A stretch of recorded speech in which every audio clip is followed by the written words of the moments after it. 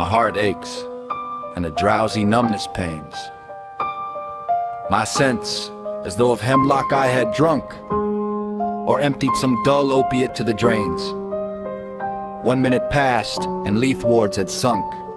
'Tis not through envy of thy happy lot, but being too happy in thine happiness, that thou, light-winged dryad of the trees, in some melodious plot of beech and green and shadows numberless, singest of summer in full-throated ease.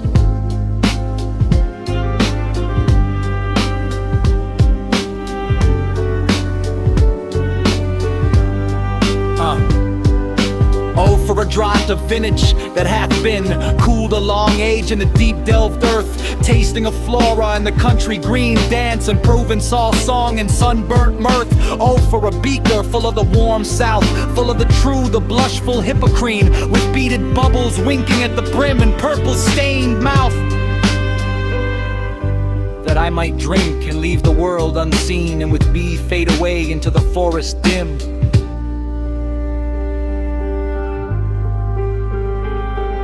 Fade far away, dissolve, and quite forget what thou among the leaves hast never known. The weariness, the fever, and the fret. Here where men sit and hear each other groan, where palsy shakes a few sad last gray hairs, where youth grows pale and spectre thin and dies, where but to think is to be full of sorrow and leaden-eyed despairs, where beauty cannot keep her lustrous eyes, or new love pine at them beyond tomorrow. Away!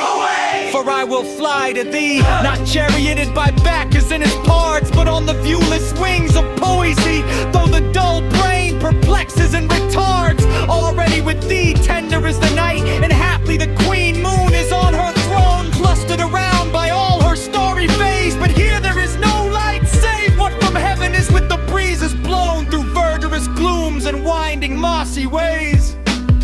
I cannot see what flowers are at my feet, but what soft incense hangs upon the boughs. But in embalmed darkness, guess each sweet wherewith the seasonable month endows the grass, the thicket, and the fruit tree wild, white hawthorn and the pastoral eglantine, fast fading violets covered up in leaves, and mid-May's eldest child. The coming musk rose full of dewy wine, the murmurous haunt of flies on summer eves.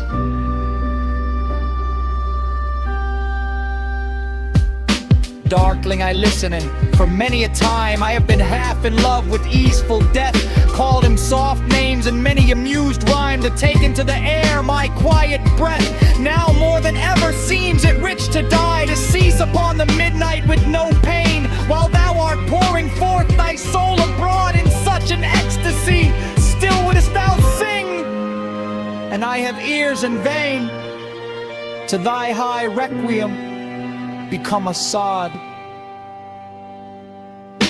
Thou wast not born for death, immortal bird. No hungry generations tread thee down. The voice I hear this passing night was heard in ancient days by emperor and clown. Perhaps the self-same song that found a path through the sad heart of Ruth when sick for home she stood in tears amid the alien corn, the same that oft times hath charm magic casements opening on the foam of perilous seas and fairy lands forlorn. Forlorn! The very word is like a bell to toll me back from thee to my soul self. Adieu! The fancy cannot cheat so well as she is fanned to do, deceiving elf. Adieu! Adieu! Thy plaintive anthem fades past the near meadows, over the still stream, up the hillside, and now 'tis buried deep in the next valley glades. Was it a vision, or a waking dream? Fled is that music. Do I wake or sleep?